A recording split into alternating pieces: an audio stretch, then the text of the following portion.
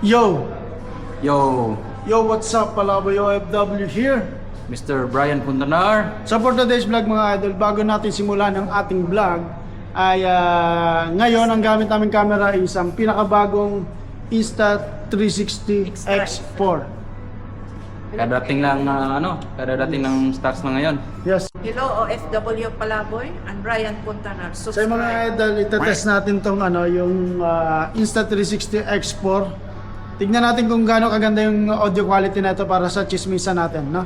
Ito na yung magiging Official camera natin. official camera natin. Ito na gagamitin natin pag punta natin dun sa Kay Diwata. kay Diwata. Oo, so sana magustuhan ni Diwata ito. Bala ko nga ibigay kay Diwata yung luma yung X3. Bago pa yun. Bago pa nga yun, Oo. pero may X4 na eh. Ang sa Kailan palagay mo pa mo? lang yun kinuha? 2 buwan. Hindi ko kinuha, binili. Binili. Alam mo? Nahuli pa tayo. Ano Diwata ba ni Boy Hata? Hindi kasi regalo ko yung kay Diwata.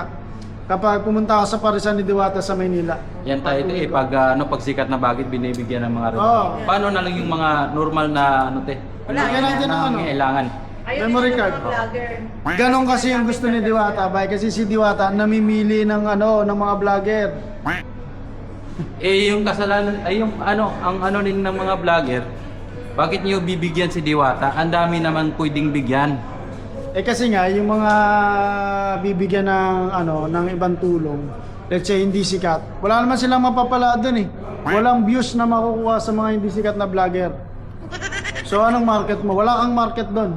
At least nakatulong ka. Kasi Diba? nakatulong ka, kaso lang wala kang return of investment. Ayan yung mentality ngayon ng Pinoy eh. Kailangan pag tumulong ka, may makukuha sila triple pabalik. Ganun. Ganun pa lang. Ganun yung gagawin natin. Bibigyan natin si Diwata, automatic yun, 3 million views agad. Tapos kukunin natin ulit. Kukuhanin natin ulit. Ayun. Sasabihin natin it's a prank. Pero palalabasin natin na binigay natin kay Diwata. Ayun. Pero hindi natin ipapakita na prank lang yun. Kung sa buduhay na natin si Diwata. Kukutsabahin natin kasi hindi naman tayo mayaman pa eh. Magkano lang naman kinikita natin dito eh. Di ba? Wala ka pang pambiling iPad yan, nasira pa. Wala na ba? Nabasag pa yung iPad ko. Sana naman may tumulong, mag-sponsor. Sana naman maawa kayo sa akin. Wala na akong pang-edit kay Diwata. Si Diwata na lang bumubuhay sa vlog namin.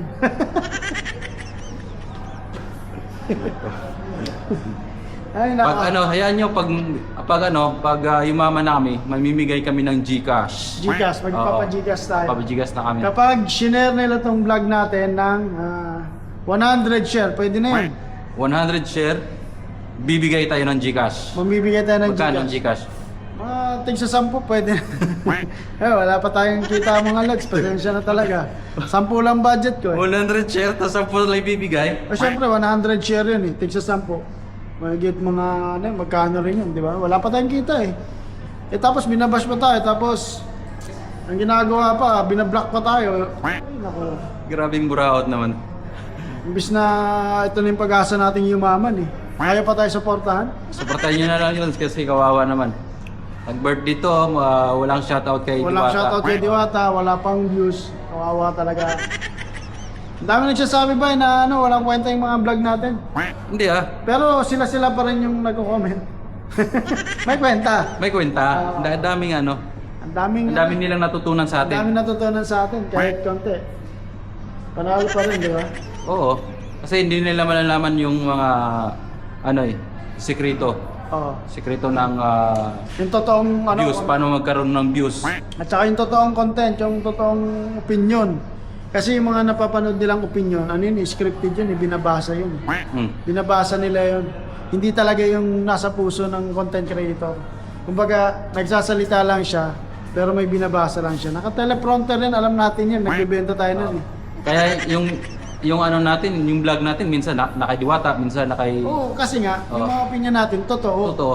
Walang halong kaplastikan, walang halong kagaguhan. So lahat ng content natin is totoo. So sa mga nang-hate sa amin dyan, hindi nyo kami masisisi kasi natural opinion lang yan nung nakaraan, kay Diwata tayo. Wala tayong hate kay Diwata, kay Hiwaga. Yun. Lahat ng mga Encantadia.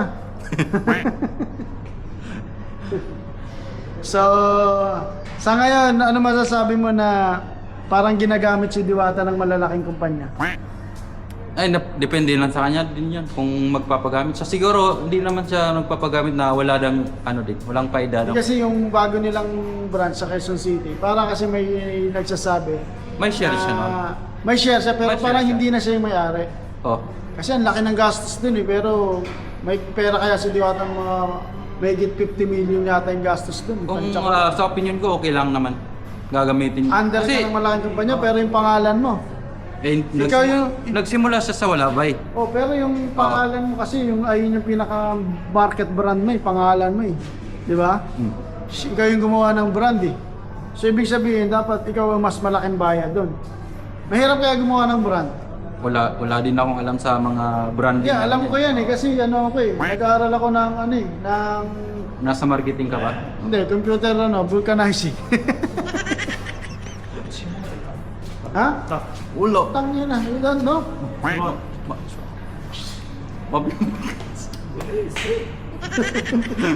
Tell her, Diwata. Say Diwata. Diwata. Duwata. Yeah. What do you want? Porto. Top memory card? What is camera? A7 Neon 5. Tough only Sony. Ah, Sony, only Sony. No problem. no other brand, only Sony. Only Sony memory cards. Okay? Dahil lang mga idol, kung talagang nagpahawak siya, na siya, parang nagpatali na siya sa malalaking kumpanya eh. Kasi pag mga ganon, kumbaga parang sponsorship yung nangyari, may bayad siya pero May bayad siya. maliit lang yung part niya doon. Ginagamit lang yung pangalan niya. O, opinion ko lang to hindi ko sinasabing totoo to Pero ayun yung pagkakaalam ko kapag may naghawak sa yung malaking kumpanya, kumbaga nag-sponsor, parang pinondohan ka, parang mga stockholder mo, Oo. may malalaking share. Tapos ikaw pangalan na lang, front ka na lang, pang front. So, ibig sabihin, maliit na lang yung part ng mo. Pero sa tingin ko, wala ka namang ginagawa. Wala kang ginagawa. Wala kang pero ginagawa, maliit. pero may kita ka. May kita ka, pero Pero ayos lang din doon. maliit yung share mo. Maliit lang yung share. Pwede ba nasa minute? Hindi good. Maliit na yung share mo. Wala kang punan eh. Paano? Hindi ka rin makakagawa ng negosyo pag wala kang punan. Ganun. Pero magandang bagay na rin yung Diwata kasi nanggaling naman siya sa wala eh. Maganda na rin yung bagay nyo yun. Malaking bagay na yun. Oo. Sa? Hindi na rin yung kawalan. Hindi na kawalan yun. Hindi na kawalan, pwede na rin. Di ba? Panglugaw. Pangluga. Hindi naman siguro pang Jollibee. Pang-Jollibee. At least, kung magtatagumpay yung business, tuloy-tuloy, may kita si Diwata. Pero yung ganyang klase ng business, parang parang Minamaliit ka na lang kasi. Parang ginagamit ka na lang. ginagamit ka na lang. Iutokan na lang ba? Parang ka na lang eh. Parang pet ka na lang. Pet ka na lang. Parang puppet ka na lang eh. Kasi si Diwata na-overwhelm talagang siya. I'm famous. Tapos nagtataray pa ba eh. Ikaw, nasa customer service ka. Pwede ba yan may-ari ka o empleyado magmaldita ka? Hindi pwede yun. As experience mo dito, kahit anong gago ng customer, hindi mo pwedeng tarayan, di ba? Kahit anong nalaman mo, kahit anong knowledge na meron ka na ngayon, hindi ka pwedeng magtaray. Oo, kahit anong gawin mo sa customer Kahit service. gaano ka nakataas ngayon, hindi ka pwedeng magtaray sa mga customer. Kahit pumunta yung customer, nagreklamo. Ayaw ka na ito. Hindi mo pwedeng kalabanin yun, di ba? Kundi pwede naman, hindi ka lang magpakita. Oo. Takbo lang.